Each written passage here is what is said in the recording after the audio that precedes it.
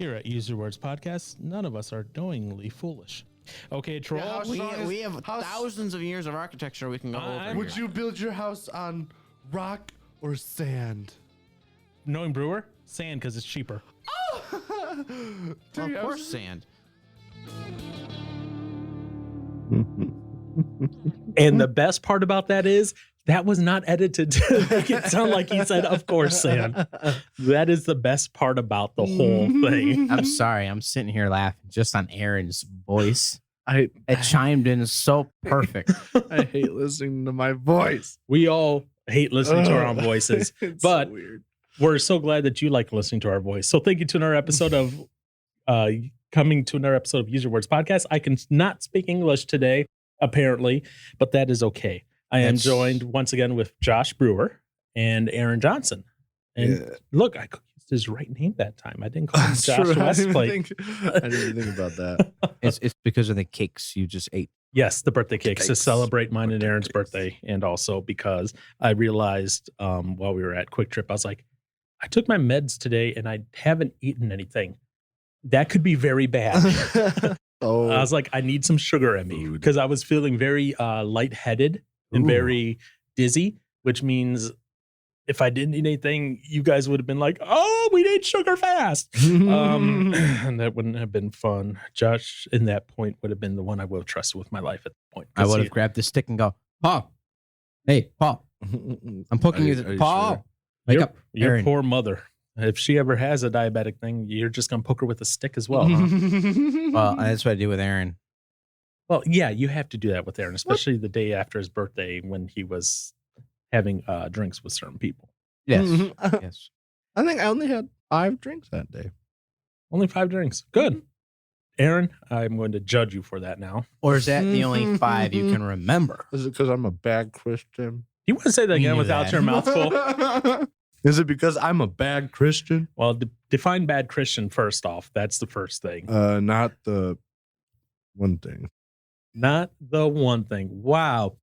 Your definitions are so great. So I ask every month, like I do, I ask, okay, what are some ideas and that? And I try to save my ideas for later on. So that way I'm not influencing you guys on things. I want you guys to come up with things naturally and organically and be like, this is what I want to talk about. This is this.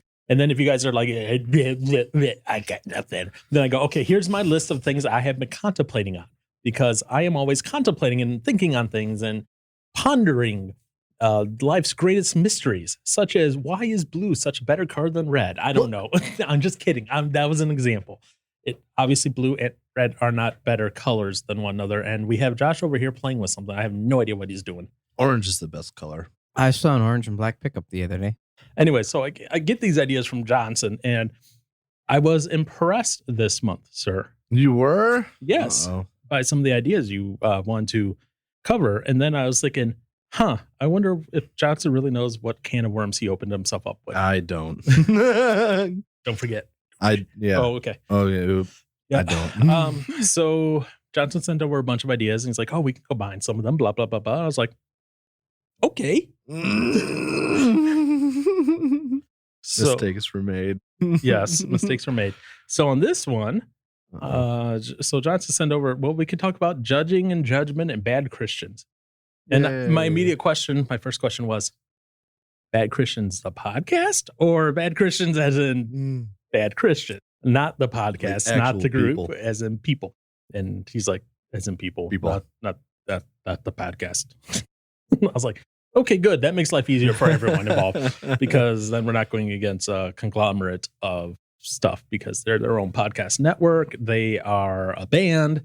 They have run their own conference. Yeah. Could be a big fight. we're not going against a conglomerate. And I was like, woo. And I was also like, that's good on Aaron's side, because then he's not going against a band. Yeah. If his own band ever decides to try to do something, Gotta support band. They don't have ammo to come out and snap at them and get them canceled. We'd get wrecked. A band on, a band off. One band, 2 bands enter, 1 band leaves. Oh, shoot. We have a lot of practice to do. Voted on by the public that attends the concert. Yeah. So anyways. I'm not going to win. judgment, judging, bad Christians. Where do you two want to even start with this one? Because there's a lot there to cover. And I have a feeling if I start, you two aren't going to talk. So I want you two to kind of. So I'm not saying you have to start everything, but No. what portion? And maybe, Johnson, if you want to even share some of the thoughts that got you onto these things. What have you been pondering and meandering over in your head? Well, mainly I started listening to another podcast, the one with Matt and Tim in it, the Holy Ghost Note. Holy Ghost Notes, okay. Yeah. And they had an episode with this guy named Adam, who is a drummer and stuff like that. And so, I mean, so one thing that obviously they talk about is drum stuff and whatnot. And then they'll get into like a faith topic or discussion at some point in the podcast too, the second half. And as Adam isn't big, I guess, in the whole like the faith thing, and it brought up like a story. Well, I'm not. It's not. I guess it's not a story because it actually happened. But no, it is a story because you're recounting what actually happened. It is a story. Okay, somebody was saying like it's not a story if it actually happened. I'm like, what? Anywho, they're just being pedantic. Wow, they're just being stupid. Yes, and they're trying to be all hoity-toity. They don't need to be. Okay. So then, yeah, there's the time where Matt had invited Adam to a Bible study. Okay. And at the end, and I don't know how many years ago or how long ago this was, but at the end, he wanted to get like feedback from everyone. And Adam, his question was, this is where it also can combine into another, assuming we do this topic later, but the heaven topic. Yeah, that is on the docket. Oh, okay. It's still in there. Go on. He was saying he wouldn't want to go to heaven because of the people that he thinks would be there, being the super uppity, judgmental people that call themselves Christians and stuff like that are just really good at shaming people and are just super religious about things. And yeah, so I was like, man, I feel like it's hard to, I guess, draw a line. Because then there's a story that Matt had shared where he was out with a bandmate and we were on a tour, and some like younger like guy asked if they could spot him, get him some cigs or whatever. Right. And Matt, he's like, what? He's like, we're Christians. We wouldn't do that kind of thing.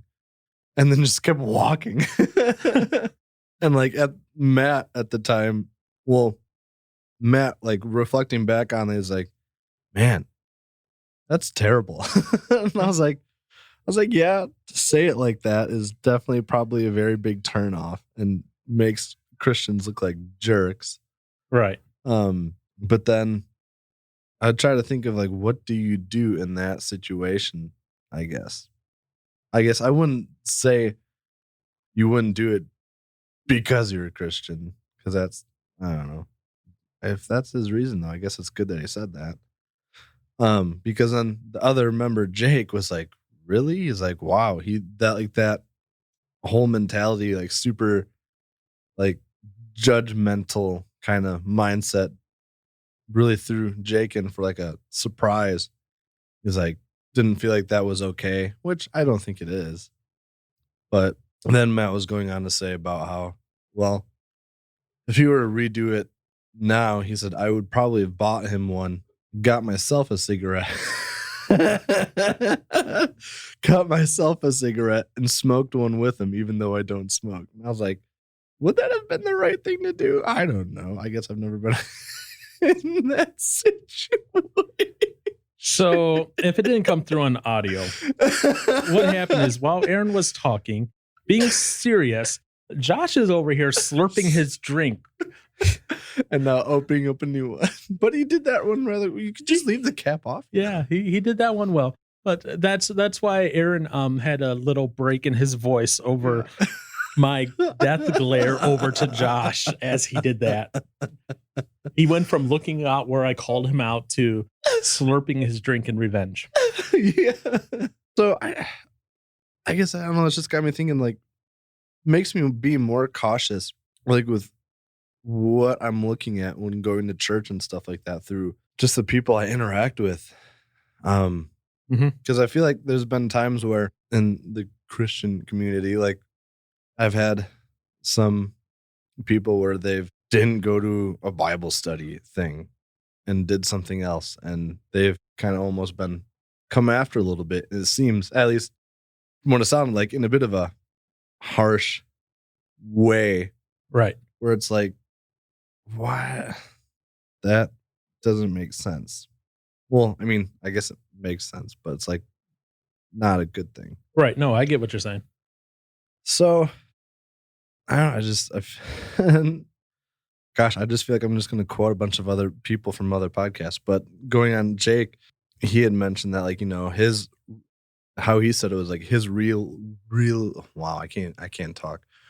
Religiosity, right, gets in the way of people experiencing like God's affection for them, because we just put our own things into it and screw it up, and we get too caught up in the religious aspects of things at times. I'm like, yeah. I'm trying to think of how much that happened and how much damage we can actually do as people. It's okay, John. So, yeah, I don't know. Okay, so that's just what's got my mind going. That's what kind of got your on the judgmental thing. Is it? Yeah. What kind of got your mind going on the bad Christian thing? Well, I guess or was it all kind of tied together? In a sense, yeah. Like how we display, I guess, Christ and God at times. I mean, we're terrible at it, and we look bad. Oh, and then, but there's a point for the whole judgmental part. It's like you don't want to just judge people, but then there's a point where you have to make certain calls at certain times for things. Like you can't. I don't know how to say this. Like obviously, there's right and wrong with things. Mm-hmm. So it's how you, I guess it's just how you go about certain, like, I guess like for my birthday yesterday, like some friends could have just gone and drank a lot and gotten drunk and stuff like that. And like, oh, come on, have shots and it's your birthday. Keep drinking, whatever. Yes. But it's like, go on. That was, did you say swasted? Why, yes, I did. Because I was like, I thought so. Okay, interesting. Yeah, I know. I'm not gonna say what I was thinking, but go on. But so it's like, okay. I mean, do you be that? I guess. Well, that's not judging, I guess. But it's like for me myself, I'm not gonna sit there and like get drunk and party it up, because that's not something I should do. As far as I believe, as being a Christian, we're not supposed to get drunk and get wasted and stuff like that. So am I being a judgy jerk about it by not doing that and saying no? But there's a time and a place where you've got to make certain calls like that. But then I don't want to be looked at as like, oh, you're just one of those judgmental guys that doesn't like to have fun. And then it's just like, All right. You unpacked a lot here, actually. I know, and I hate it. Now, I don't know if you noticed, I was taking notes this entire time. I see you. So I could take talking point notes here. Thank you. Oh, trust me. You might not be thanking me later. Mm-hmm. So before, though, I start directing this a little bit more. Thank you. Brewer. Uh-oh. We're going over a brewer here. Head butting the mic and slurping aside. I'm assuming you kind of paid attention to what he was saying. Yes. Mm-hmm. What are your thoughts about the idea around judgmental Christians, bad Christians, etc.? I want to hear your thoughts first before I start maybe trying to laser in some of these things. I like that people will label. It's like as soon as you say you're a Christian, society has this mixed up idea that you are claiming to be. A lot of people that I've met have referred to Christianity as a cult. Oh, yeah. And a lot of people that I've met also have this idea that, Christians think they're higher than everybody else. We think that, we don't do anything wrong. I think you have kind of two sides to the coin here.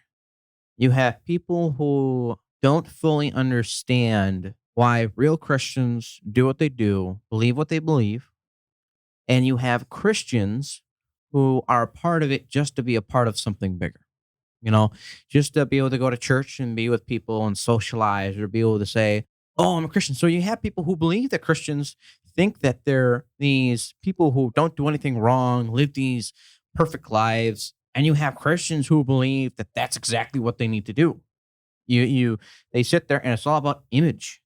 So when you have these two mindsets, I mean, each of us in the room, all three of us, we know that we're taught and we're told to love the sin or hate the sin, either for the person, but not for their choice. So if somebody wants to sit there and smoke a cigarette, we don't have to smoke a cigarette, but we can be next to them.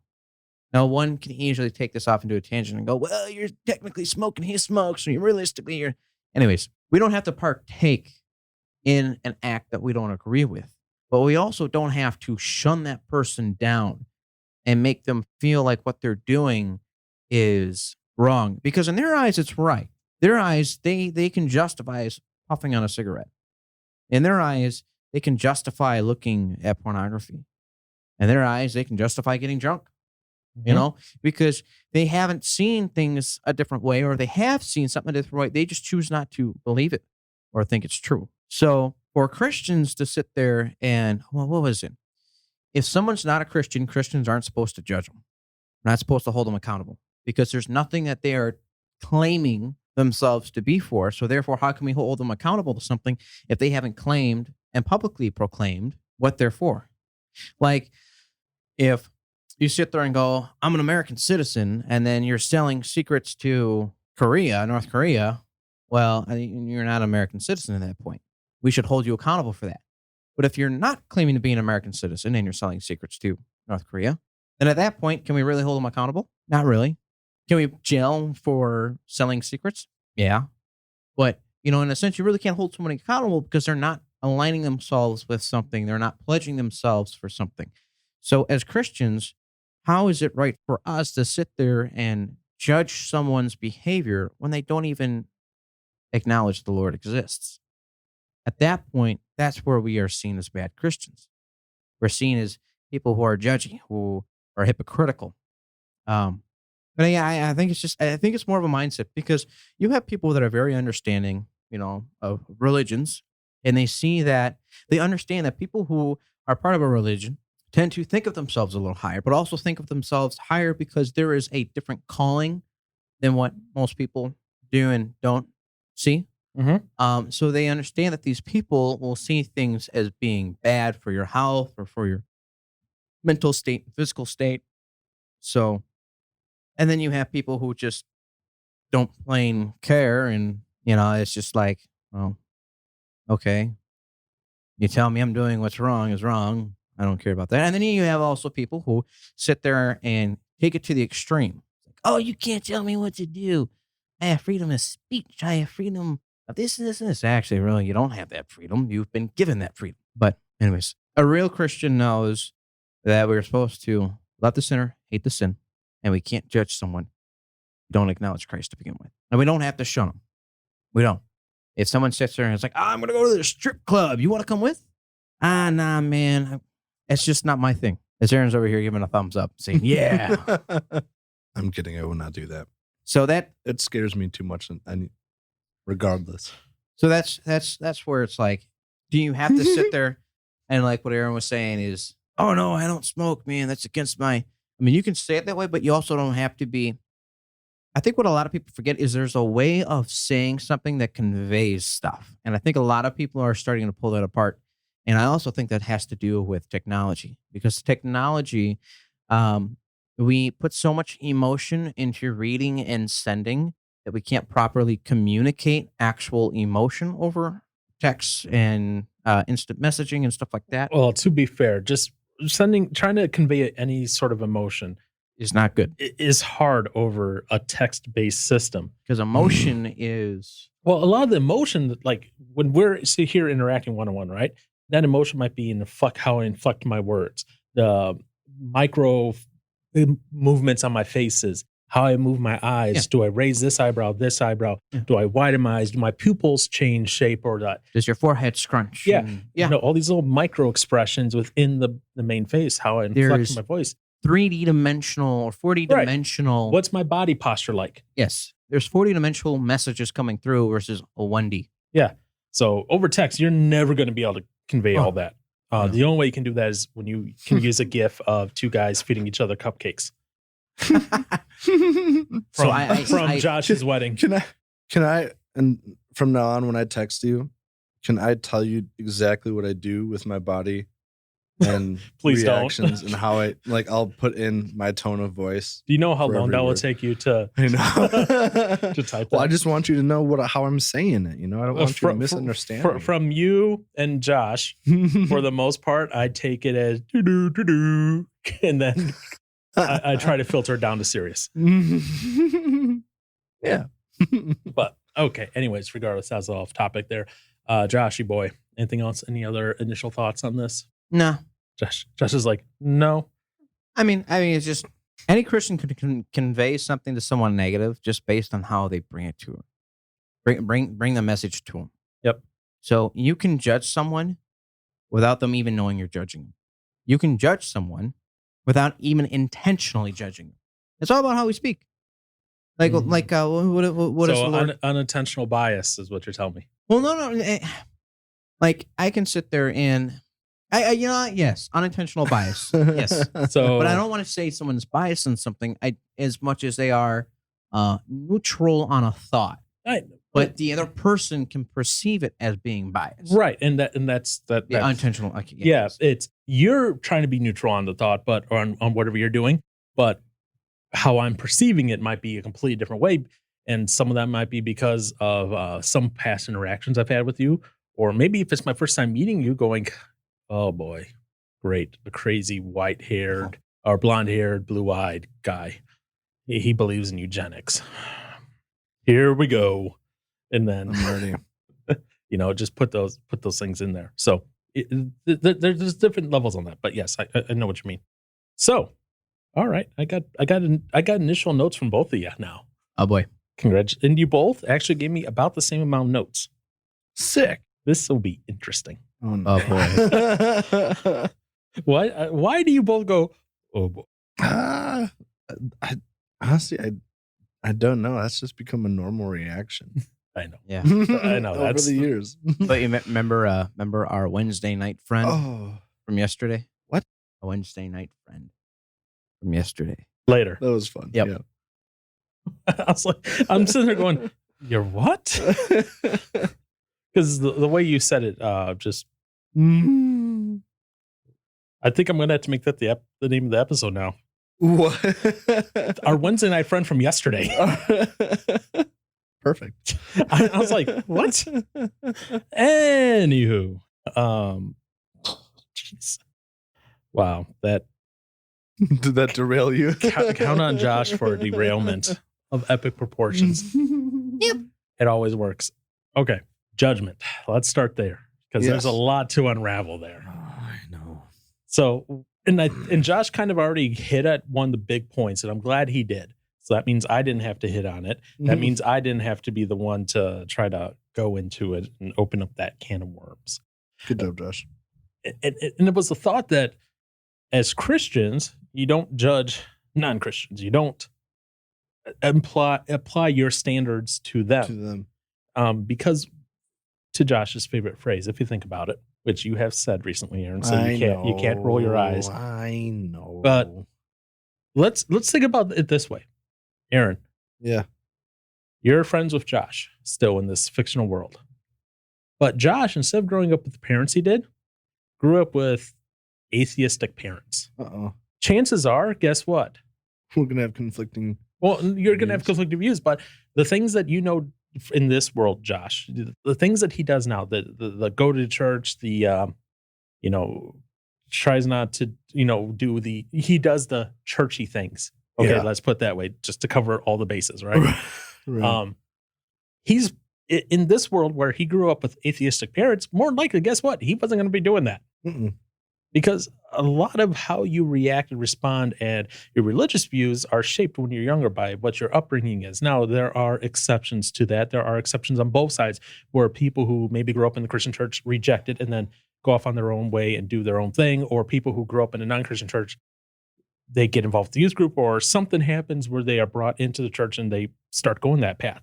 Okay, so I'm not saying just because Josh or whoever has parents that don't attend a religious service of some sort will never be religious. But the chances are that if Josh was to grow up in one of those situations which was not church-based, he would act exactly non-church-based. Now, the same thing could be true for me or you, Mr. Johnson. You know, we grew up in not a church environment. We would be doing what everyone else that we like. We look at them and go, really?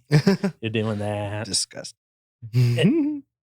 And it just comes down to that little factor of that, you know, we look at that and we're like, what's the difference between, us now and us them?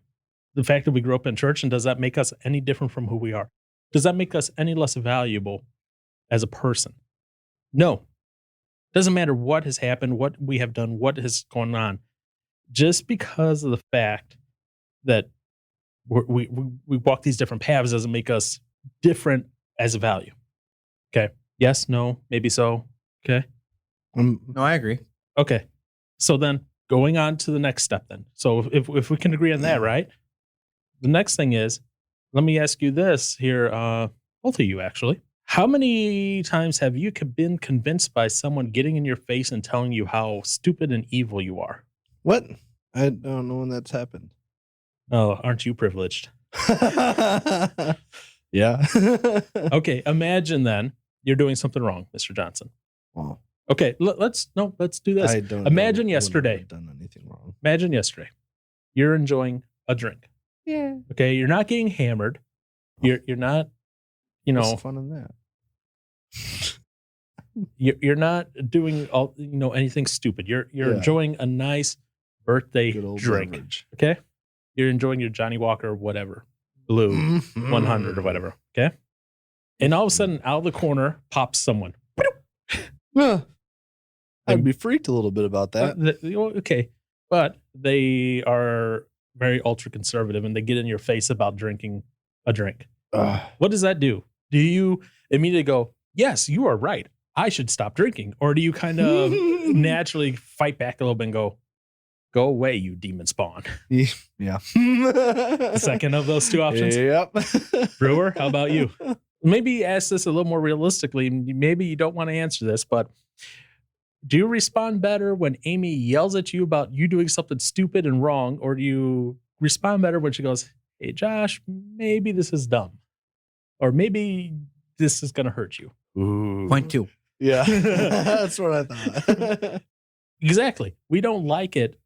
Additionally, and this is all humans, religious or not, we don't like it when we're told and just What's wrong? what's wrong. No.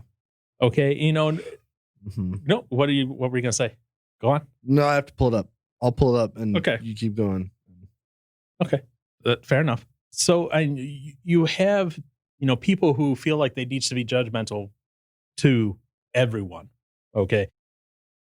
Like we said, within the church, that's fine because you're trying to uphold each other to the standards set forth by the Bible and by Christ, and that is its own separate process and everything. But just to a general lay person that is not part of the faith, you being judgmental is not going to do anything but maybe drive them away. I like this website. What they said, very few people have been judged into life change. Many have been loved into it. I do like that. So it's not gonna you sitting there pound them over the head with what they're doing wrong in their life. That doesn't build up trust in that relationship, and they're never going to trust you, and they're never going to go, why should I care about what you believe in then? They're always going to be defensive around you. Right. Yeah. No. Yeah, that's very true because they're never going to want to open up with anything either. Yeah, and then they see you, as you were talking about with the Holy Ghost note story about how those people then can be seen as uppity. Yep. You know, they Yeah. always need to be this judgmental person that's always looking down at them for doing something wrong, whether that's smoking a cigarette, chewing tobacco, drinking an alcoholic drink, not going to church on Sunday, because there are people who do that, you know. No, I'm saying that judge people. No. I'm. It's funny you bring that up because now that like church services are going to start to be opened, Yeah. I kind of enjoyed not, I think- not going to. Like I miss the fellowship and meeting up with everybody. Like being able to sleep in on a Sunday morning and then still have the sermon just play on your computer when you wake up is lovely. Oh no, I'll be honest. I think all of us have enjoyed the little extra sleep on Sundays. Oh yeah. I haven't enjoyed the lack of sleep on Thursdays and Fridays and Saturdays, but Yeah. the little extra sleep on Sundays are nice. Yes.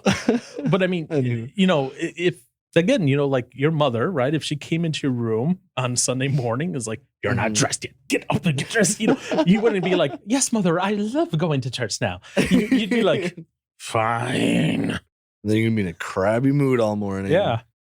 And then you wonder why little kids don't like to go to church anymore. Well, not just little kids.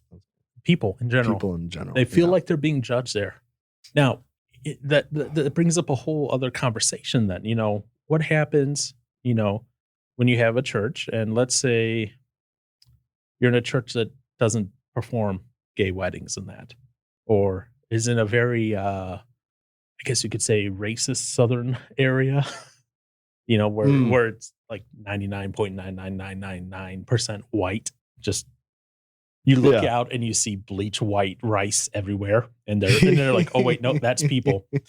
That's mini Joshes everywhere, and you just and you have someone who's different than your church demographic come in. Mm-hmm. Again, and that different could be anything from a smoker to gay to they're different skin tone. They listen to different music. You listen to heavy metal. You listen to screamo. That is of the devil. Someone walks in with a tattoo. You know, all these things that we, I guess, as a Christian culture, we have homogenized over the years on how we kind of expect people to behave, act, dress, talk, think, listen to music, media to engage with, activities to do. And then you have people that come in, especially now that you have younger people who are exposed to all sorts of things, especially at a young age. And they're coming in and they're like, I like to do X, X, X, Y, Z, blah, blah, blah. And you have the older people in the church go, oh, you play drums. How satanic. Would that really, well, I don't know how many churches are, I guess, still like that. But like knowing the church that I've been going to, they're very much so on the, they don't like drums a whole lot. This place didn't like drums either. Well, yeah. And that's like, when I've gone up and played, I guess, well, it's not just me. It's anybody who really digs into it. Like, drums are okay, but as soon as you start like getting any like sort of loud, then it's just like, this is getting scary. Yeah. It's like, it's changed. But they're judging, they're actually transferring the judgment of their hatred of drums onto the person who engages in playing the drums. right. Which is no. You know, you want to have a whole discussion on drums and percussion. That's a whole other conversation not to be had here. But the fact that they're, you know, Tying that to the individual. well, not even that. Yeah. You know, people will go like, okay, well, that's fine because it's Christian on Christian judgment. You know, and it's like, it's like, yes, it is, but it's not anything in particular about a biblical standard. Yeah. At this point, the concept of unity on what's covered in the Bible, it comes up, and liberty on what's not discussed in the Bible. In other words, if the Bible covers it, we should be united on that. You know, baptism, communion, Christ, Holy Spirit. You know, the core theological components of the faith. But things where we diverge on stuff that isn't explicitly covered, then at that point we just have to go, okay, we don't know the full answer. And until then, as long as they're not willfully sinning, you know, Right. Aaron is not up there having pornography play on his drum set while he's playing. You know, he's There not you go. projecting pornography onto his drum set. Okay. I'm gonna get. I'll get a wrap of that now and put it on my kit and go play at church. So, I mean, That'd probably be a pretty bad idea. yeah, that would be a bad idea. Yeah. But I'm saying, you know, you're not explicitly sinning. You're not explicitly saying, here, young guys, look at this thing. You know, you're not doing that. You're playing drums. Yeah. You know, and unfortunately, we have gotten into that mindset of anything that is different than the way we think it should be judged into oblivion. And the thing is, guess what? That's outside of the church too, that it's like that. Oh yeah. So let me ask you this, Mr. Brewer. Oh, I was waiting for me because you're facing my direction. I know, because I'm looking at him. I do that to catch him off guard sometimes. What would you do with a cigarette person that Aaron was talking about? The guy who asked if I wanted to smoke. No. If He you'd wanted buy to him. smoke. He wanted to smoke, so he asked you if you could buy him one. Random guy you never met walks up to you. Hey, buy me a smoke. I need to smoke. Help a brother. I out. would just tell him, "Hey, man, sorry, but I'd rather buy you something more beneficial." What's more beneficial than a cigarette? How do you word it? It's one of those things that nobody prepares for. It's like, "Hey, man, can you buy me a cigarette?" I try to say, I'm not going to say I'm going to say because I can't promise I would say it if somebody came up and asked me. But I would try to say something along the lines of, if I'm going to buy something for you, I'd rather buy something more beneficial for you. Like what? Okay. Food. I'd rather buy. What if they're like, I just had a good meal at home, but I ran out just need to cigarettes. smoke. I just ran out of cigarettes while I'm out here. Because that is a kind of a calmer, relaxes you a little bit. The nicotine and that. Yeah. I'd still say I'm not looking to buy someone a pack of cigarettes. Try somebody else. They don't do anything good for you. And if I'm going to spend my money on someone, I'd rather do something that benefits them. Okay. But smoking benefits me. As I say, what if it would benefit them in the way that it would help them with their craving because they are addicted to it, so therefore they are suffering minor withdrawal symptoms? I'd rather buy them nicotine patches Do it. All right. You'd rather buy them nicotine patches. because that's one of the ways that you use to help get yourself away from cigarettes. Unless you're at my previous job and they still penalize you. But regardless. Oh, really? Yeah, but regardless. Okay, so question 2 for Brewer. Oh. No, so I said Brewer, not you. Well, by the way, remember what these are because they're all coming to you. You're walking along the street, sir. Mr. Brewer is somehow in a band or something. Let's pretend he's in a band. He is now famous. Nice. This is gonna make famous. No, it won't. And you get done with your concert or whatever, and the guy walks up to you and is like, "Man, that was a great concert." And he hands you a cigarette. Share one. I'm not talking about like illicit drugs of any sort, not weed, nothing like that. Just a standard old cigarette, and he offers you one. Somebody offers me a cigarette. Yeah. It's like the same question, but Mhm. reversed. No, So I'm in a band. Someone comes up to me. after the show says, Hey, here's a man, compliment. here, take the cigarette. Have a cig. If he asked me to have it with him, That's pretty much, yeah. I'd say, no, thanks, man. I don't smoke. But it's plain and simple.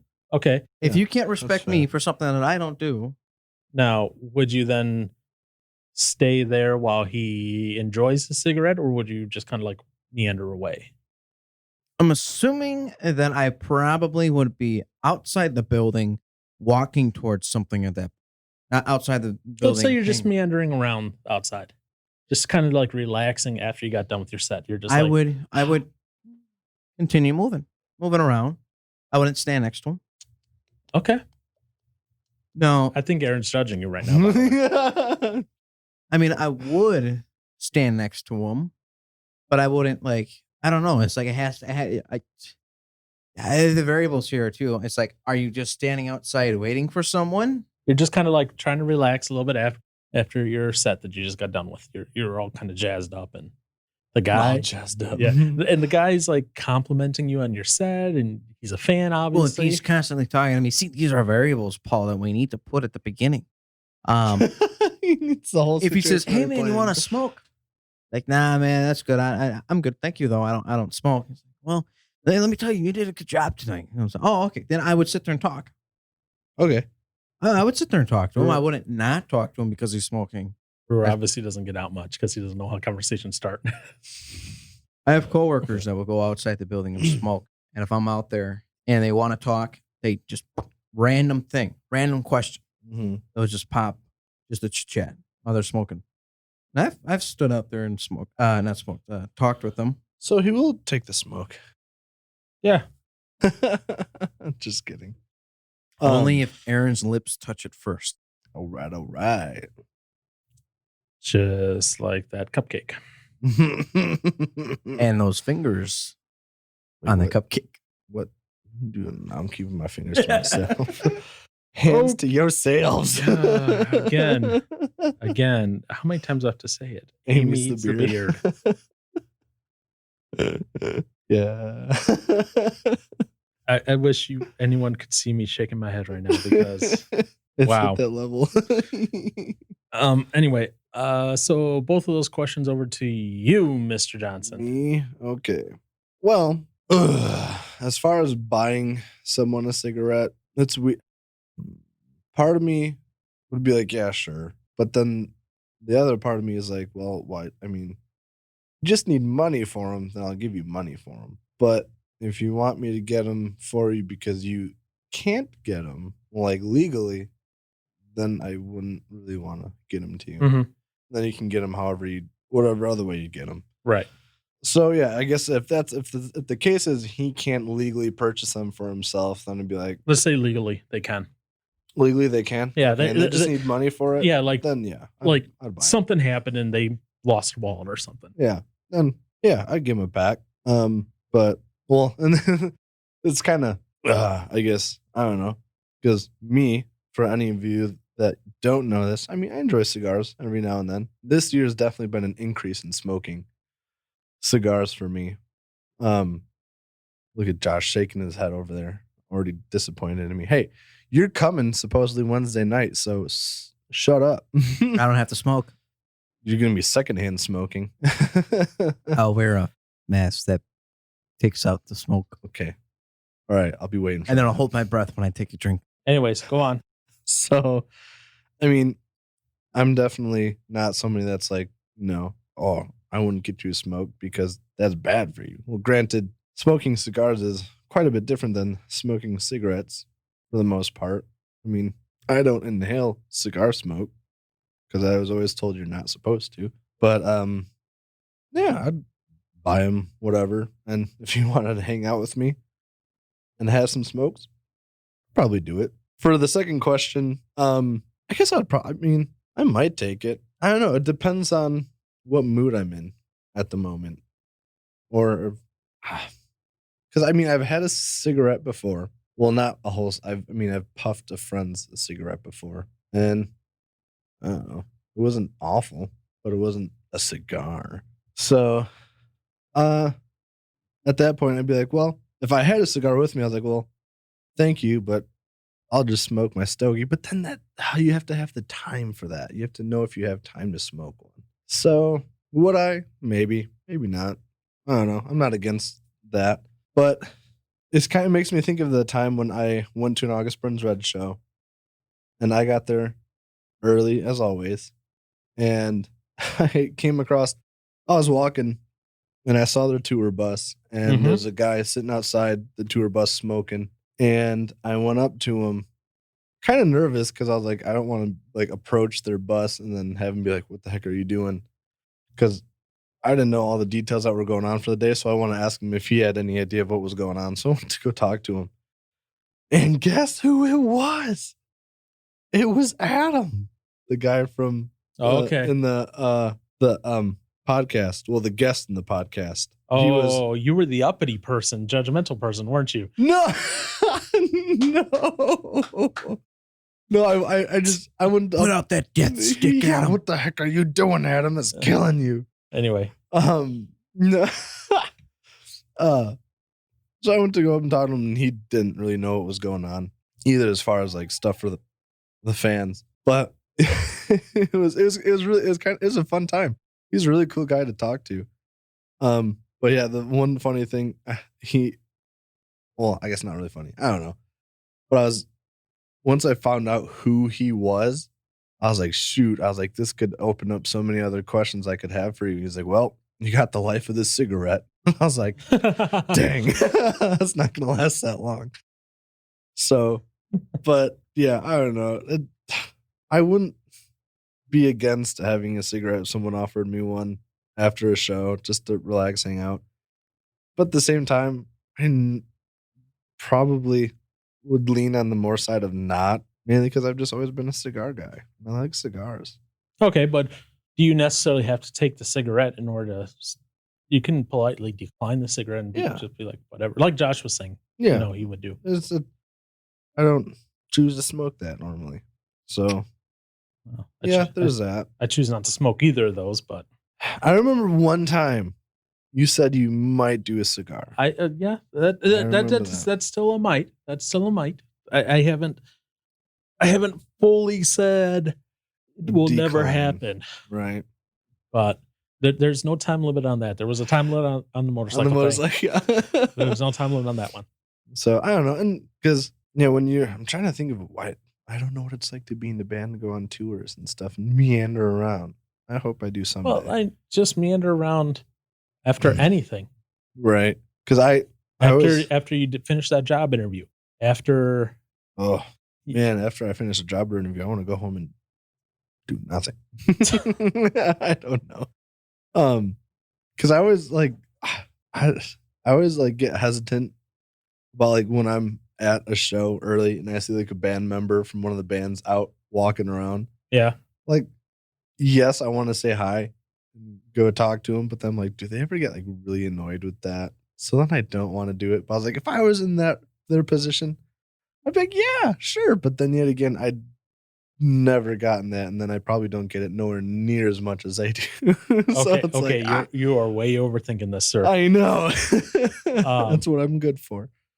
So how I would answer this, the first one, would I buy, whatever? If I had, if I'm just out and about, whatever, it's if I have the cash, be like, look, I can't go and get it myself because I got to go somewhere or something like that. But it's like, look, here's some cash, a couple bucks. I'm not gonna care about if it's bad or good for them, because let's be frank and honest here. The amount of crap I eat, it's worse than the cigarette probably will ever be. Mm-hmm. We're all going to die in some way, some shape or form. You're not going to escape the. This isn't like I'm buying him heroin. Okay, buying him heroin is a whole other different thing than buying him a cigarette. Yeah, one is illegal or a cigar. Well, one's illegal, and both are addictive. But one is really going to mess you up, especially if you overdose or get something cut with something to make it cheaper. It's going to be potentially really bad for them, and potentially at the same time deadly. So I see that as that difference there. Mm-hmm. And where is it, again, coming down to that principle, where is it that I should judge what someone does as long as they're literally not breaking the law, not harming someone? Mm-hmm. Well, they are harming people. They're harming everyone. They're giving other people cancer. Okay, Greta. They're not harming anything else besides maybe themselves and polluting a little bit when they throw their butt somewhere. Don't do that. Throw it away where you should throw it away. Yeah, but most people don't. Let's be honest. Yeah. So I don't see that as, there's nothing in the Bible that says thou shalt not buy someone a cigarette. Instead, there's other stuff in there about, hey, you should tithe.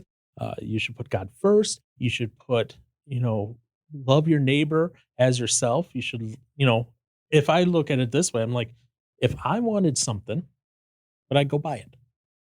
And it's not harming someone? Yeah. And I think that's one of the big things that we're seeing in that conflict between the church and non-church. And I like how this website put it. There's a lot of Christians that they might have friends that are unchurched, but they treat them not as a friend, but as a project. Ooh. That's a problem because what's built into that? It's just pure judgment. What you're doing is 100% wrong all the time. You need to change everything on how you're doing it to how I'm doing it to be better. And people, when they even get a hint of that you're a project, just Calling it quits. to be fair, Aaron was a project for me. All right. But the project portion was secondary to it. Right. The project portion was secondary.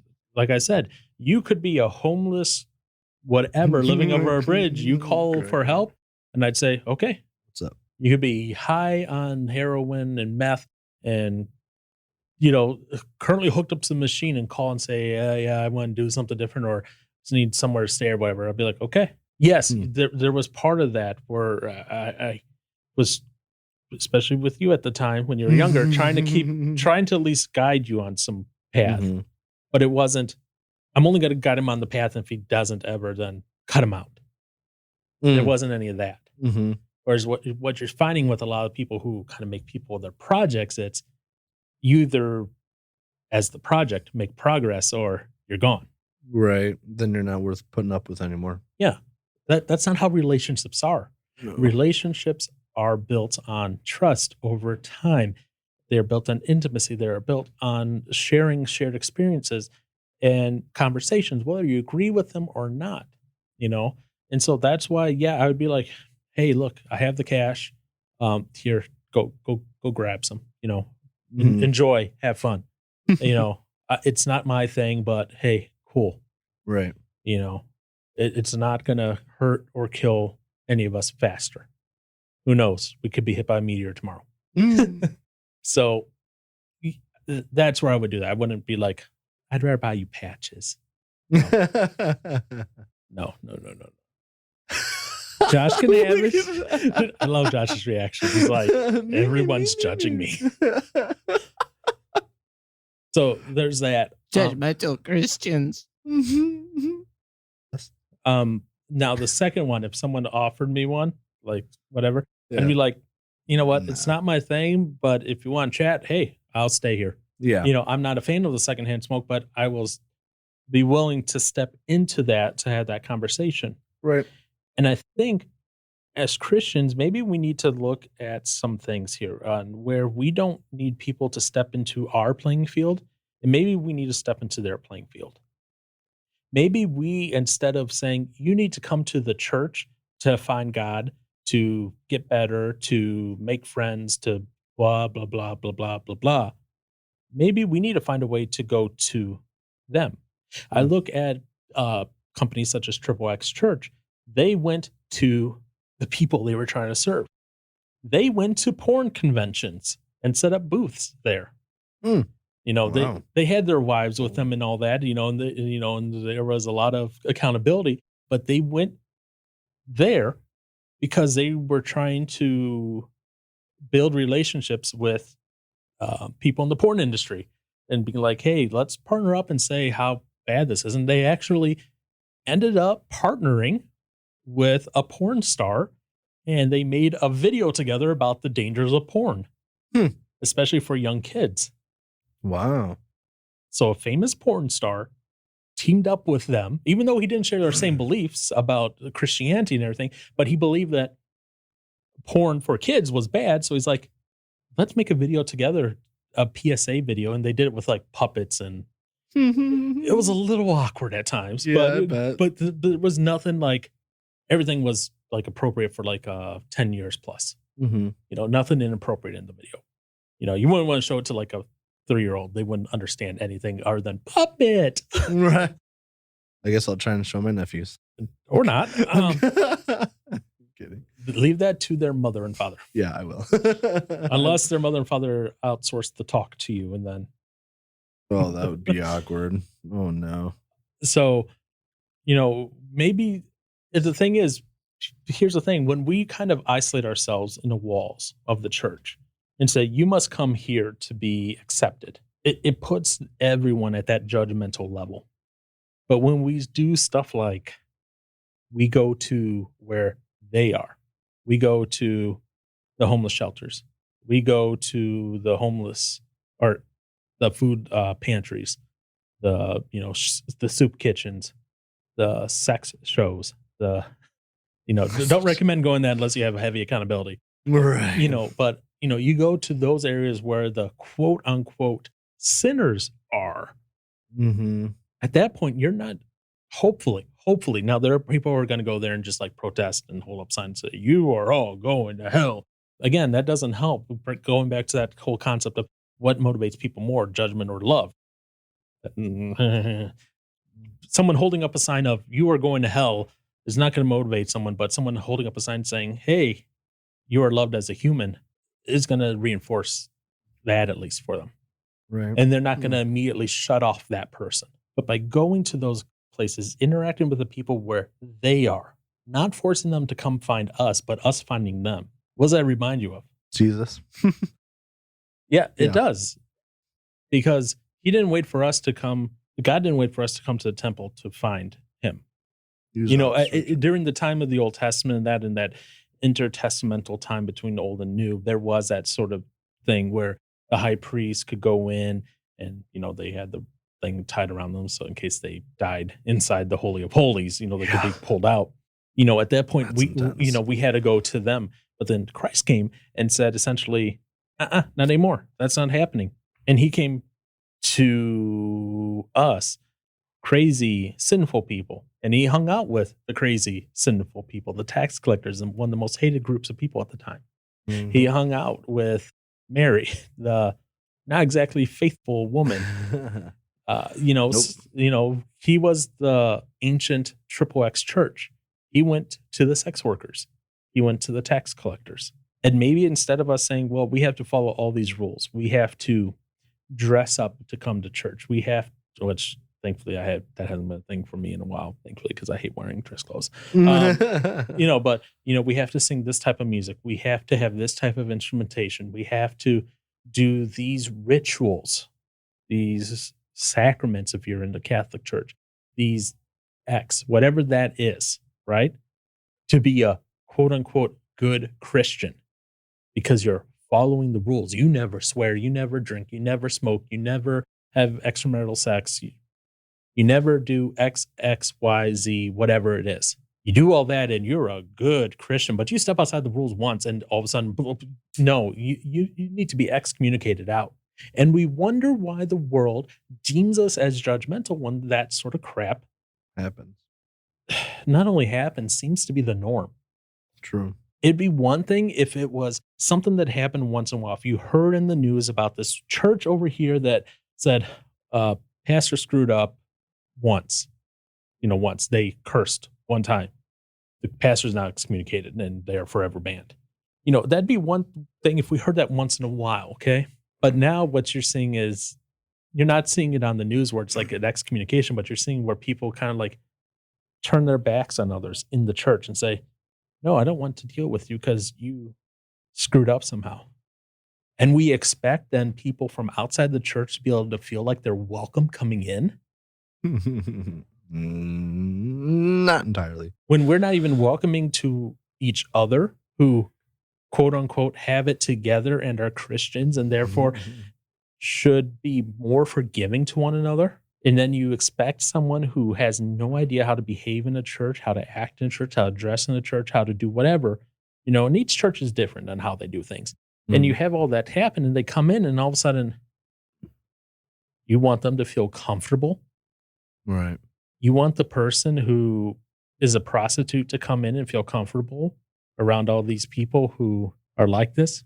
And that's what I said. Sometimes maybe we need to go down to where they are and make it really known that, hey, you know what?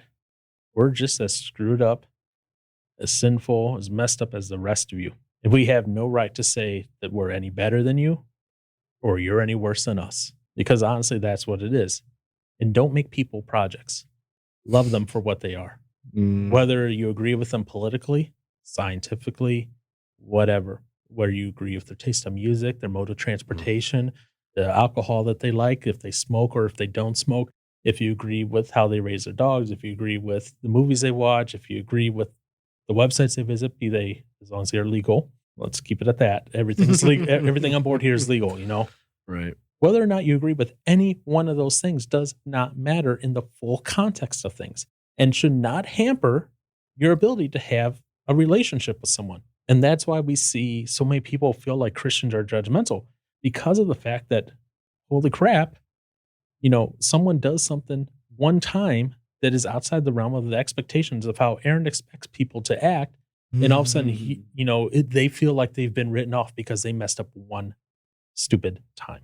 Did you ever find that verse you're looking for? Oh, well, it was mainly had to do with, someone, I probably have this maybe I don't have this quite right. Okay. But for whatever reason, I started thinking of like Proverbs and thinking of the thing like, this one verse, the second half of it says, fools despise wisdom and instruction. So I'm like, how do you help someone if they are doing something that's destructive to themselves? It would be beneficial for them to stop. How do you try and help them with that or help them see that without them just obviously at some point thinking like, ugh, getting sick of you and then just brushing you off and not wanting to do anything with you anymore? It's like, ugh. Because I feel like there's some things that are just kind of common sense that they're just bad for you and shouldn't be done. Well, honestly, like for like me, like looking at porn and stuff like that, like that's just bad for my health. One, so it's just like that's something that you should be hopefully get off of or get away from.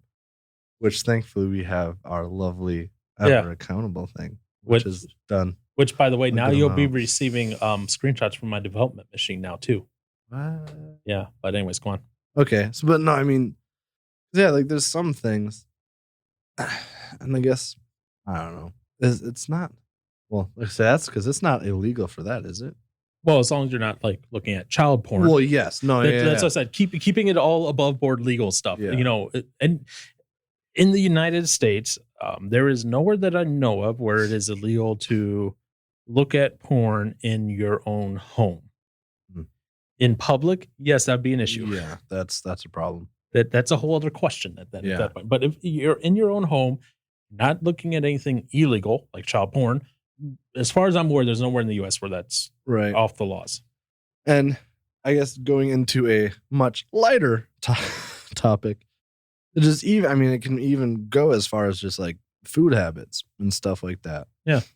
Like, granted, it's not, I guess, I don't know, I probably wouldn't really call it wisdom, but just general knowledge of, hey, if you take in so much and you don't do anything to like work off anything, or you just eat junk food all the time, you could probably use a hand in getting out of that a little bit, at least just for your physical health. Obviously, you don't want to come off as judgmental. Right. So it's like, how do you lovingly help somebody with something that they might not see at the moment, but could potentially see? Okay. Let's take this in a couple phases here then. All right. Let's look at the pornography one, okay? First. So pornography, we got that one. The assumption for the scenario, okay? Mm-hmm. All Christians, so like reality here, the three of us, right? We can point at the mental, physical health issues, right? Mm-hmm. We could also be like, hey, Aaron, and not do this in like a very harsh way, but be like, hey, look, you're on the worship team. You say you're a Christian, right? And then we can go, okay, let's look at the 10 Commandments. It says shouldn't lust. Mm-hmm. Okay. And be like, look, not that we think you're a horrible person and should go die in fire now. But hey, maybe now we try to help one another get that off of that. Yeah, and we all know it's not an immediate thing. It's not something that just goes away in a second. It takes time. It should, though. Yeah, that'd be nice, right? It would be. But let's take this to a different direction. Mm-hmm. Josh is a non-Christian and he's a drug addict. And you have developed a friendship with him as a Christian. And you are concerned about him and his drug habits. A little bit. What would you do to, not only show him, that you're concerned about him, but, encourage him to get the help he needs. What are some of the things that you could do? Shoot up with you? Is that what you're trying to? I think that's what he's trying to say. Oh man, That is not a good method. That just hurts me. So one thing I would suggest is, A, make sure that your friendship and relationship is on proper footing. That you're not just doing it to change him. You're not his wife. His wife already changes him. Let his wife change him. You're just his friend. I love how Josh is agreeing over here. Yeah. It tells me some things are How am I already supposed to say no? She has trained you well. So first off, make sure that that relationship is being done for the proper reason. If you are trying to do this relationship of just trying to change and save him, it's wrong. Because the next part then, where you have that conversation with him, and you don't have to sit down and be like, we're going to talk about you going to rehab. Oh boy. That's not usually if you start off a conversation like that with addicts, they're not going to be receptive to that because that's scary. That's a change. for sure. How do you start off that conversation then? Instead, you start off with, Josh, I love you, man. These are, look, we've been friends for this many years. We've had these adventures. We've done this, done that, talked about these things. I've enjoyed having you around my life. And you hope at this point that they're kind of reciprocating a little bit of that too. But then, once you kind of get the lovey-dovey out of the way, I love you, man. Be like, look, I'm concerned. I'm seeing some destructive behaviors. Mm-hmm. This is what it, this is the Josh I know. And this is the Josh when he's on the heroin. And they're two different people. And the heroin Josh is not a fun Josh to be with. And you don't immediately go, you must go to therapy, whatever. You'd be like, look, we're fixing you up. Yeah. Be like, look, I care about you. I want you, express your concern for them and be like, I'd like to help you to be able to get better. You don't force them. You ultimately have to leave that decision in their hands.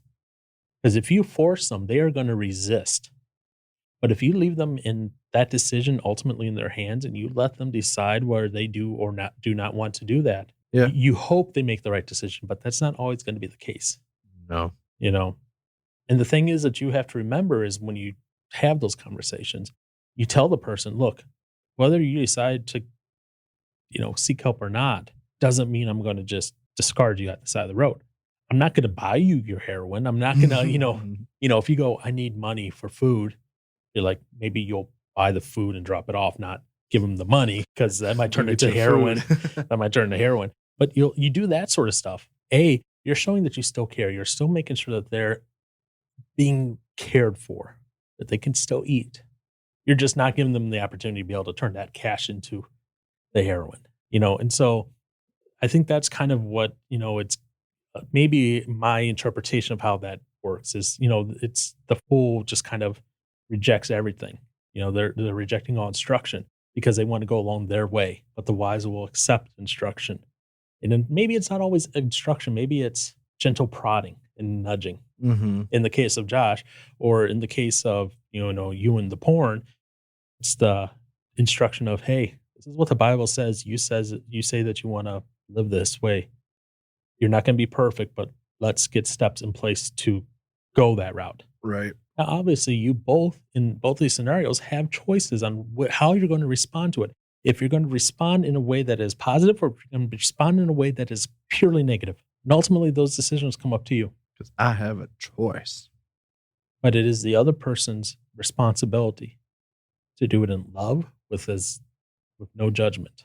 Joshy boy. Yeah, Your turn. I know. I'm switching things up how I do this a little bit to kind of catch Josh off guard while he's buying things. What are you buying now? Uh-oh. Okay. I'll tell Amy. Uh-oh. You got a wife that tattles on you and a wife that lives with you. On to the bad Christian portion. Because Aaron was like, bad Christians too. Da-da-da. It does tie well into the judgmental stuff. And I guess like the big question is, why is so back to your I guess your description of what a bad Christian is. a bad Christian is one who maybe displays Christ badly, essentially, because Christian means mini Christ, Mhm. essentially. Yeah. So being a bad Christian means you're displaying Christ badly. You're a bad representative. You're a bad figurehead for Christ to the general public. And the reason I say this goes back into that judgmental territory is the fact that us as Christians, if we're kind of sitting in our own little ivory towers, and we say, "You must come to me in order for Christ to forgive you." Come, Oh gosh. Yeah. that's creepy. Yeah. B, it makes us feel to the rest of the world, it's like we're superior. Yeah. So which isn't the case. We're just as screwed up as everyone else. But Mhm. Josh, my question was to you: what are your thoughts on that? The idea of being a bad Christian, how we display Christ at times. That what goes through your mind? What's your thought flow with that? What? Just go. It's an open topic. Or let me ask this a different way: what do you maybe think of quote unquote bad Christians out there that are doing, let's say, the charlatans, the faith healers, the who say send us all this money and we'll send you our little packet of miracle water, which will heal all your ailments and Oh my all that stuff. People who are representing Christ in a bad light to the general public. Ooh. Good old miracle water. Now, that's a two-parter, and you just asked. Oh, trust me, I could have asked like a 5-parter. Oh, I know. So, in that segment, you just said, are they representing them bad on purpose?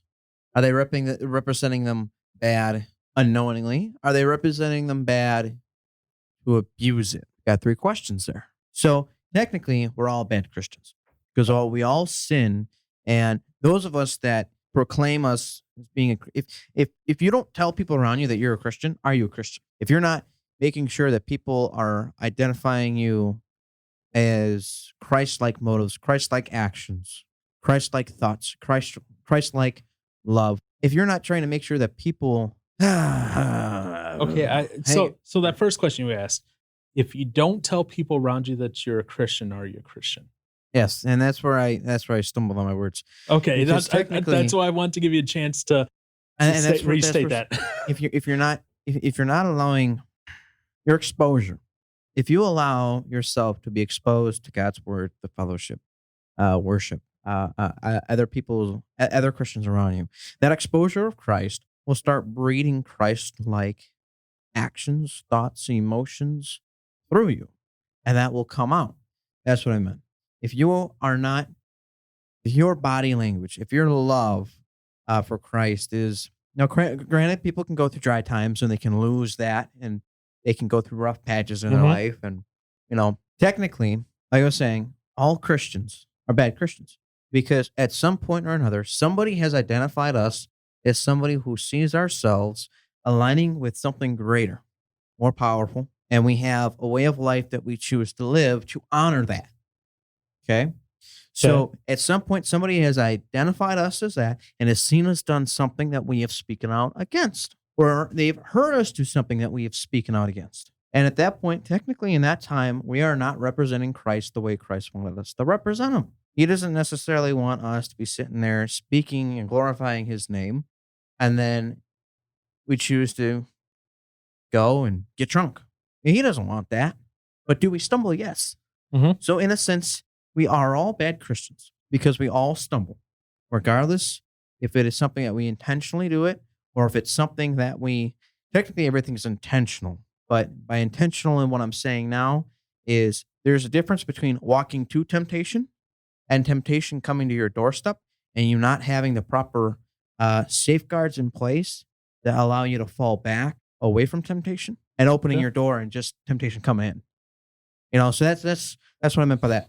So now the other way, you have people that abuse a Christian. They try to take our money because they know other Christians and other Christians that may not know as much, or other Christians with different denominations might have different things. Right.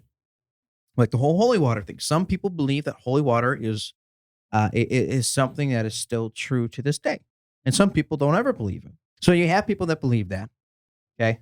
And Okay. then people that believe that, you can buy it, you can get it. They use it to wash their face, wash their feet, or drink it because they feel like it gives them. So you have people that abuse it, bad Christians, or manipulators. And you have people who will sit there and hang on. I haven't been up to date. I don't remember. But was the Ku Klux Klan ever aligning themselves with Christianity? They have the cross, but I know down the South yes. so then you have those bad Christians that just take it AWOL. Yeah. And to be fair, in our past in America, there have been certain sects of Christianity that they use the Bible to promote racism. So I'm not saying that Christianity has a perfect past or history or anything like that. And it unfortunately has been twisted in some ways. And that is true for any religion, denomination, but that is something we have to be mindful of, that is the true, that is something that has happened in the past, unfortunately. Mm-hmm. And they saw it as following the Bible, their interpretation of it, by being racist, which isn't the way if you actually read through it. The fact that, it says that, we are to love one another. Loving one another is not segregating and enslaving people. So generally speaking, we're all bad Christians. It just comes to the motive of that person. Are they choosing to manipulate, or are they choosing to walk the way they should and they occasionally stumble? All right. Mr. Yeah. Johnson, Yeah, what's up? what's your thoughts on that? About being You can either respond to Josh's comments or the whole concept about bad Christians in general, or however you want to do that. well, those whole water thing, buy this and Yeah, you'll be cured of whatever. that's Peter Popoff. Yeah, that stuff is disgusting. Yeah, That's just a way for him to make money. he's been exposed as a scam artist before. What was in '86? He was exposed as a scam artist for using an earpiece to receive radio messages from his wife. Because what he would do is people would come up, to be at these healing sessions and be like, "Oh, your name is this, and you have this disease," and da da. And he said it was revealed to him by God. But what was happening is his wife had the information that they did research on beforehand. That's messed up. That's To promote himself as this awful. awesome faith healer when he was just Fake. yeah. And now he's the one that's selling that miracle spring water. That's like, See, it's like, drink this and you'll get a job. Drink this and you'll get money. Drink this and you'll get healed. Drink this and man, I feel like there's a special place in hell for that dude. I know we want there to be, but unfortunately we know there's just Well, there's I'm just trying some. to think of there was something I was reading in the Bible, but it was talking about, for those that it's dangerous. Well, maybe that's someone that's maybe I misread it or I'm misunderstanding it now. But it's talking about it's terrible for someone to either ruin or damage someone's faith. Yeah. No, it is. And But yeah, it as far as doesn't mean they go to nerd lair of hell. No. Yeah, as far as that goes, yeah, no. By the But way, quick trivia question. See if either of you know this. I won't. Where does Peter Popoff's water come from? No idea. The first time I heard of the guy was just now. Where is it? Just take a guess of a horrible place the water could come from. A horrible place toilet? the water could come from. Does Yeah. it come from his toilet? Okay, he's guessing toilet. Josh is guessing toilet.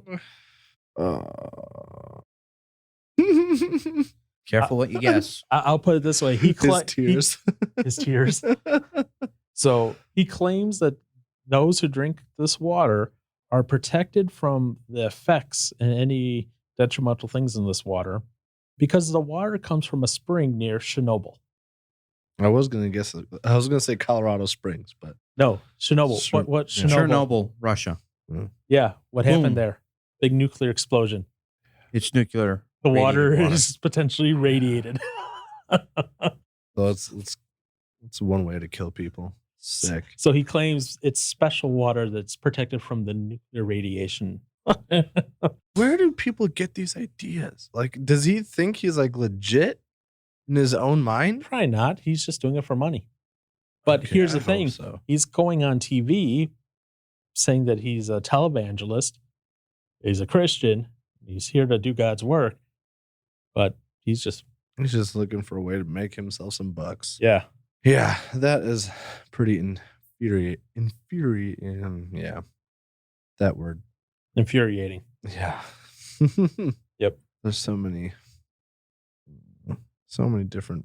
I guess there's different people that are bad. Because I guess you could say, yeah, I can be on the same page as Josh to say, in a sense, we're all bad Christians. But the only thing I would say that separates us from the others, like freaking The motive, the intent. yeah, it's what do we choose to do after our mistakes? Do we try and correct them and, have that accountability? And that's, man, I think that's one thing this year that I've been also sort of getting myself out of a comfort zone, which now that I think about it, like maybe I'm not, but because I'll try to be an open book for the most part. Mm-hmm. But then there's, I don't know. There's like probably more like personal, like sins and whatnot that I don't necessarily want to expose with people. One, because I just don't want them to know that that's going on. But then at the same time, it's like, get over yourself. Because I don't know why it's been on my mind, but it has been. This is at some point just throwing it all out there for anyone and everyone to hear. Just anything about me. Oh boy. That's scary. Yeah. Isn't it? There's a Yeah. lot there. Yeah. And I'm sure there's even some skeletons I don't know about. I don't know. Maybe. There's probably some Maybe. skeletons I don't want to know about. Let me just say this. Maybe. Some things are better left unsaid than others. And there's a reason why the Lord says, come talk. And when he says, come talk to me, he doesn't mean talk to Josh. No, yeah, I ain't doing that. Anyways, go on. But because I feel like it shouldn't be. Well, I feel like it shouldn't be so hard to open up about just about anything because we're all in a sense the same in one way or another. Might not all have the same struggles as everyone else does, Right. but nonetheless, we all have our own personal things. So it's like part of me just doesn't care at moments or wouldn't care at moments because it's just like, you know what? This is just where I need help. And if someone can help me here, then I'll just tell people until I find someone that can help me. So like there's that mindset of it. But then, when reading, I can't, it's probably James, but talking about, we're supposed to like confess to one another and keep each other accountable. It's like, if you're not doing that with people, then you're never going to get better or that help. over it. Yeah. Obviously you can go to God with anything. He knows what's already happened anyways. So it's like, why not go to him about it? Because it's like, he's already like, oh, I see that. You gonna talk to me about it or not? Kind of thing. It can get to a point where it's almost easy to just be like, oh yeah, it's just between me and God. Yeah. But then that problem's never going to go away because you're never going to try and get the help for it. Obviously you can ask God for help and he'll help you, but then you have to be willing to take steps that he would want you to take, which, he says he wants us to talk to one another and keep each other accountable. So that's one of the things. So I see all this as hallmarks of, and I put in quotes, a good Christian, someone who's trying to change and keep themselves in check, Mhm. but like you were asking earlier, what do you do with a Pompeo, type person? A what? A Pompeo or whatever you say this person's name. Oh, Pop off. yeah, What do you do with a pop off? What do you do with, someone who is blatantly like that?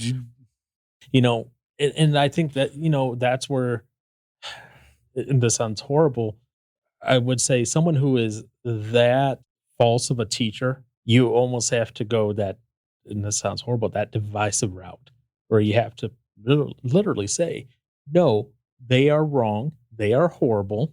Mm-hmm. They, if they are a true Christian, do really believe in Christ, they're still a brother. They're wrong, but Christ is going to have to deal with them. But here's the truth. Here's the reality of things. I mean, because it's not easy to do that. If Josh all of a sudden goes off the deep end and starts, preaching about how, I don't know, I'm trying to think of something that Josh would believe in that would be that'd be weird. He starts preaching heresy, let's say. Oh, I know. In order to be saved, we have to drink his blood because he is the reincarnation. I could get poppers to poke a big enough hole. Okay, he started doing something like that. At that point, it has to be like, Josh, look, love you, man, but you're a little on the wrong side and a little on the crazy side. And that's where you have, if you have that personal relationship, you can sit down with them and have that talk. Now, obviously, if we didn't know Josh and we saw crazy Josh televangelist over here saying, order vials of my blood today, it'll come coagulated. If he's doing that, at that point, we have to go, we don't know the guy, but he is wrong. Don't listen to that man. And this is why he is wrong. Don't send him death threats. Don't send him hate mail. Gosh, no. Don't do these things, but don't follow the advice of someone who's wrong like that. Because stuff like that does call out, is a bad Christian, and stuff like that. I think what we need to do is when you come across something like that, when it's someone preaching heresy or Popoff selling his water from Chernobyl or anything like that, it's in the appropriate way. So you're not like just straight on attacking to attack, but you're trying to do this as gracefully as possible. You're like, that person is wrong. They should not be listened to. They should not be supported. Don't need them killed or anything. That we're not going that far. But say, calling them out, especially if they confess to be a Christian and you're a Christian as well, and you're just saying, stop it. You're wrong. Stop doing this. Because as much as they may not realize, as much as maybe we don't all realize, as Josh kind of alluded to, we all represent Christ on a daily basis, and we all are going to mess up in certain aspects. Part of that is just our humanity, and that's never going to change. But when you have something so blatantly obvious, like spring water from Chernobyl or blood in my veins, drink it. Right. That needs to be called out. And I'm not saying I'm going to put Aaron on the air and him cuss out Josh for a half hour. Do it. But I'm saying maybe have Aaron go, here's point by point on why Josh is wrong. And instead of attacking him at the emotional level, you attack him at the factual level. Because honestly, guess what? That's where it's going to hit more. Because Josh is going to probably go more for that, not that intellectual, that emotional side of things. If he wants people to continue to follow him. Like you look at Popoff. He's showing videos of, I drink the water and I got a check for $7,000. The next day, I drink the water and I got a job offer the next day. Da, da, da, da, da. He's going for the emotional. He's going for the people who are desperate, who will do anything to get out of the situation they're in, especially if it's financial related. You read some of the articles, or not articles, the emails he wrote. He says, these are direct quotes from some of his emails. Obey God in sowing a seed of $27. If you have to borrow it or let something go for a few days, do it. Psalm 34:19 is the key to unlocking your miracle provision. Open your checkbook and write a check in the amount of $34.19 and write my miracle seed in the memo. I feel led to God as his prophet of prosperity to ask you in Jesus' name to sow a seed with the number 8 in it. And the seed God showed me is $28. Don't let Satan talk you out of sowing this $28 seed of new beginnings. Try and write back within 24 hours. There are further prophetic instructions I must share with you when I receive your worthy portion offering of $33. As God's prophet of increase, I am directed to ask you to sow a seed of $40 and on and on and on. And people like that need to be called out because those are really the ones. Because reality, like when I talk to my family and that, guess who are the Christians they talk about? Those pop-offs. Don't be the reason that someone else is going to look at other Christians and say, no, thanks, I don't want any part of that because that person's just an idiot, or that person believes in drinking our people's bloods, or that person is 100% rude all the time, or that person is always cussing out a storm, abusing their children, cheating on their wife, and then they go to church the next weekend and they sit on the deacon board. Don't be that person.